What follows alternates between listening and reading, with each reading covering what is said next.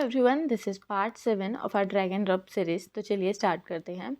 लिखा हुआ choosing the right contractor from home renovation is crucial for a successful project.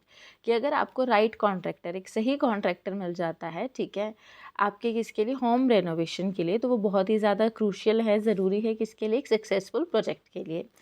Begin by defining your renovation goal. सबसे पहले आपको क्या बताने हैं अपने रेनोवेशन के गोल्स, कि आप अपने घर में या कहीं पर भी क्या रेनोवेट करवाना चाहते हैं, आपके गोल्स क्या हैं, और अपना बजट बताना है।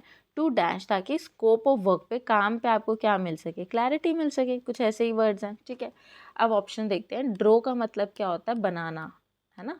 Ensure is like make sure करना, पक्का करना, ठीक है, पक्का करना। फ्रेम भी कुछ बनाना, माइंड आपको पता है। एक्सप्लॉइट इज लाइक किसी का शोषण करना। साइकिल, एक तो बाइसिकल वाली साइकिल और एक होता है साइकिल की वापस वही चीज़ घूम रही है। तो हमें क्लैरिटी चाहिए, क्या करेंगे हम क्लैरिटी को, टू ड्रो क्लैरिटी नहीं होगा, ठीक है। क्लैरिटी को वो क्या कर रहा है, इंश्योर करना, ठीक है। अब ड्रो का मतलब वैसे ड्राइंग वाली सेंस में अगर आप देखो तो वो जाएगा ड्रो, लेकिन क्लैरिटी को ड्रो नहीं करते, क्लैरिटी को हम मेक श्योर करते हैं, पक्का करते हैं, ठीक है। तो इसीलिए इसका आंसर क्या जाएगा, टू इंश्योर क्लैरिटी। अगर आपको इसकी जगह भी कोई और ऑप्शन लग रहा है कि नहीं मुझे तो ये लग रहा है, तो आप मुझे बता सकते हो और मैं आपको कमेंट सेक्शन में उसका आंसर दे दूँगी कि वो पर्टिकुलर ऑप्शन क्यों नहीं है। आगे बढ़ते हैं कि इम्पॉर्टेंटली डैश अप। अब अप से रिलेटेड दो कोलोकेशन होती है, एक तो होती है ड्रो अप, ठीक है, और एक होती है frame up. These two are collocations, ठीक है।